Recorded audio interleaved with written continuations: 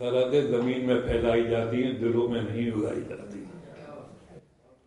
ये कांटे से नहीं कटते, ये बाटे से नहीं बढ़ते। ये कांटे से नहीं कटते, ये बाटे से नहीं बढ़ते, बाटे से नहीं बढ़ते।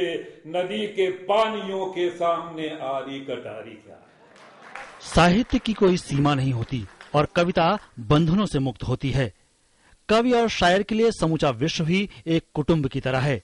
इन्हीं भावनाओं और संवेदनाओं को समेटे हुए है इंडियन ओशन रिम एसोसिएशन का ये अंतर्राष्ट्रीय काव्योत्सव, जिसका शुभारंभ शनिवार को दिल्ली में हुआ। काव्योत्सव के पहले दिन कई कवियों ने अपनी कविताएं प्रस्तुत की। तापस बाला गंगा निर्मल, ससमुख से दीपित मृदु करतल, लहरें उर्पल कोमल कुंतल, इस धारा शाही जग का क्रम, शाश्वत इस जीवन का उद्गम, शाश्वत है गति, शाश्वत संगम।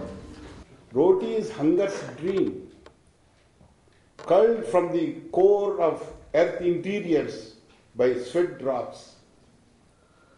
This is the halo of light emanated from the raga of upland soil to the tune of hands saga in toil. A new sunrise comes to us only when our hands reach out for the fruit of our labor. हमेशा से अच्छा साहित्य, बड़ा साहित्य जो है वो जमाने के और समय के उतार चढ़ाव से जुड़ा हुआ होता है, और शब्द अपनी शक्ति जो है समाज के उतार चढ़ाव से ही लेती है। और यही कारण है कि आज भी कबीरदास जिंदा हैं। इस काव्योत्सव में 19 देशों के 50 से ज्यादा कवि भाग ले रहे हैं, जिनमें 24 भारतीय भाषाओं के 30 कवि भी शामिल हैं। सभी कवि 3 दिनों तक अपनी कविताओं और विभिन्न परिचर्चाओं के जरिए परस्पर देशों और उनकी संस्कृति के बीच बेहतर समझ और सहयोग को बढ़ावा देने का प्रयास करेंगे।